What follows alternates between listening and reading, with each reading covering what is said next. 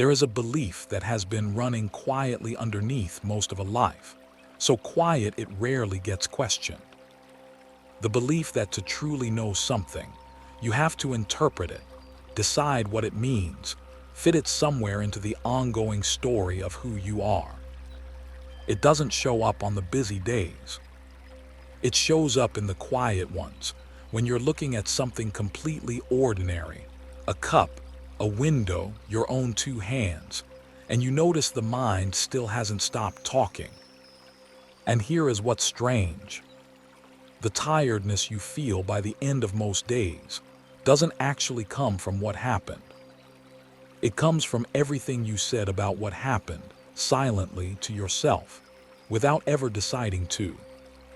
What would it be like just once to see something, without immediately knowing what it means? And for someone whose mind hasn't been quiet in years, whose thoughts keep circling the same worn paths long after the day itself is over, is that even something worth asking? Someone is sitting still, maybe for the first time all week, looking at their own hands. And before they can stop it, the mind has already said 3 things about them. Before we go any further, notice honestly how much of today you spent deciding what things meant, rather than actually seeing them. There is a weight to your body right now, wherever you happen to be sitting or standing, that has been there this entire time you've been listening. It hasn't asked you to do anything about it. There's a particular kind of relief some people describe, the first time they truly stop narrating an experience while it's happening. Most people never get there. Not because it's difficult to reach, because almost nobody ever tells them exactly where to look. The Buddha gave one of the most direct teachings in the entire tradition to a man who was, by every account, already close to death. His name was Bāhiya. He lived far from the Buddha, wrapped in bark cloth, mistaken by the people around him for someone fully awakened, though privately he knew he wasn't. When he learned that the actual Buddha was alive and teaching in a city called Savatthi, he didn't wait. He set out at once and covered the entire distance, resting only a single night along the way, a journey that should have taken far longer than that. He found the Buddha walking for alms early one morning. He asked right there in the street for a teaching. The Buddha told him this wasn't the time. Bāhiya asked again. The Buddha said the same thing a second time. Bāhiya asked a third time. And Bāhiya said something that has survived for over 2,000 years, that neither of them could know for certain which one of them would die first, and that he needed the teaching now, not later, not after the alms round, not after some more appropriate moment arrived. So the Buddha gave it to him. 4 lines standing in a street mid-morning, and then 1 line most retellings quietly leave out. He told him in the scene, let there be just the scene. In the herd, just the herd. In the sense, just the sensed. In the known, just the known. Then he went further. When there is only the seen in the seen, he said, there is no you found in connection with that. When there is no you found in connection with that, there is no you found in it at all. And when there is no you found in it, you are not here, and you are not there, and you are not somewhere in between. He wasn't only teaching a way of perceiving. He was pointing straight at the one Bāhiya assumed had to be standing behind the perceiving, managing it, and telling him plainly, look for that one, right now, inside this. There is no one to find. That was the whole teaching. No years of practice attached to it beforehand. No conditions to meet first. And before the Buddha had even finished speaking, the account says Bāhiya's mind was already free. Not partly, not almost. Free of every last trace of craving, standing exactly where he had been standing a moment before. There was no method in what happened to him. No years of sitting, no technique refined slowly over time, no gradual wearing down of a self through repeated effort. He simply stopped adding a second layer and looked exactly where he had been told to look. And the one he had assumed was running all of it, deciding, managing, needing this teaching more urgently than the Buddha's own morning meal, wasn't fought and wasn't dissolved through struggle. It was only ever missing, the instant he stopped looking through it and looked directly instead. Nothing was gained standing in that street. Something that had never actually been missing was simply no longer covered over. Which raises an uncomfortable question.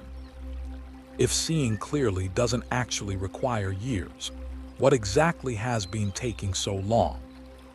Not long after, walking away from that very street, he was gored by a stray cow and died before he ever crossed paths with the Buddha again. When the news reached the Buddha, he didn't call it a tragedy cut short. He had the monks cremate the body and raise a small memorial over the remains, the kind kept for someone who had gone all the way, not someone who died mid-journey. Then he said something more striking than the death itself. Bāhiya had understood faster than anyone he had ever taught, and there was nothing left in him still reaching to become anything else. Here is what those 4 lines are actually pointing at. Something happens, a sound, a face, a memory rising unannounced, and for a fraction of a second, there is only that. Contact meeting awareness. Nothing added yet. Then, almost too fast to notice, the mind arrives with a second layer. This is annoying. This reminds me of something. This means I'm falling behind. This is exactly what I was afraid of. That second layer isn't wrong exactly. It's simply not the same event as what actually happened. The tea going cold on the counter is one thing. Everything you decide that says about your day is a different thing entirely, something your own mind built, in less time than it takes to blink. This is not about finding some quiet observer standing behind your eyes, managing all of this from a safe distance. That would only be another layer, a subtler story about a self who stands apart from experience while still running it. What the Buddha pointed Bāhiya toward doesn't leave room for that either. Just the seeing. Nobody behind it, needing any of it to mean something. And this is not the same as going numb or floating in some blank, checked-out stillness, mistaking the absence of reaction for wisdom. A person who has simply stopped responding to life hasn't seen clearly. They've only gone quiet in a different way. What changes here isn't how much you feel. It's whether a second, invisible layer gets added on top of what you already feel, deciding what it means, deciding what to do about the meaning, before the actual experience has even finished happening. That's the whole difference this teaching is pointing at. Not less experience, one less layer sitting on top of it. Think of it like a mirror standing in a room.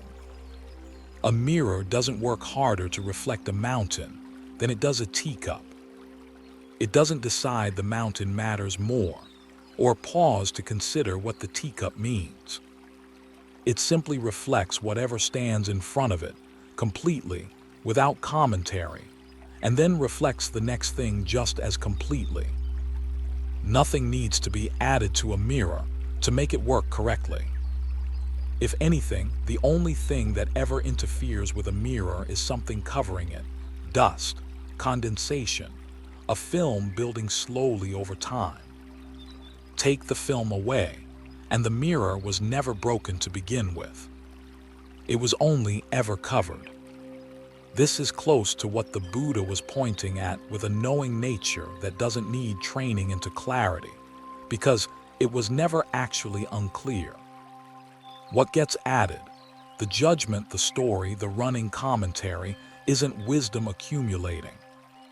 It's the film on the mirror, mistaken for the mirror itself. This is also why the Buddha was careful never to let any teaching become something to carry forever, even this one.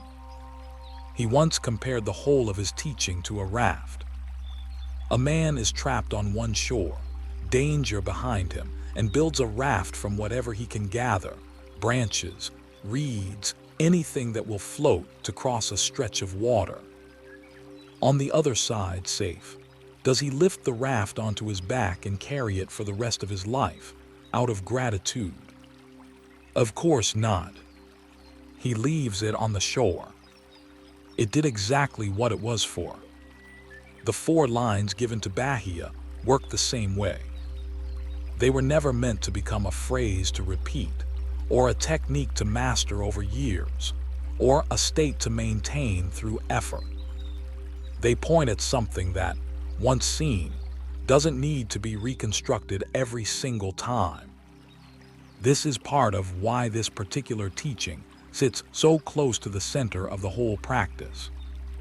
Nearly everything else the Buddha taught, the conduct, the concentration, the years of training, exists to bring a mind restless enough to need all of that, to this exact place. The place Bāhiya reached standing in a street, having practiced nothing at all. None of this is something you build toward. It's closer to something you keep almost noticing, and then quietly covering back over, several times a day, without ever meaning to. For the next few seconds, without changing anything, notice the sound nearest to you right now. Not what it means, not what's making it. Just that it's happening complete on its own, whether you comment on it or not. The sound that has been present since, before you started listening to this, is very likely still there. It was never waiting for you to figure it out. It was only ever waiting to be left alone. There's a reason this can feel almost too simple to be the actual teaching. Most people expect the deepest truth, to demand the most effort to reach it. So here is the only practice this teaching actually asks for. The next time something ordinary catches your attention, a face across a room, a bird outside a window, the particular color of the sky before rain, notice the exact moment the mind adds something to it. A word, a judgment, a quiet comparison. You don't have to stop it. Just see it happening clearly while it's happening. That noticing, not the stopping, is the whole of what the 4 lines were pointing at. What Bāhiya reached in a street mid-sentence isn't rare in the way people assume, something only certain temperaments get to access. The film covering it is ordinary. It's just the habit of narrating instead of seeing. The seeing was never missing. It was only ever underneath the story about it, the whole time. That's worth sitting with, longer than any single video allows. If this kind of seeing is something you want to keep returning to, there's more here, and it goes deeper.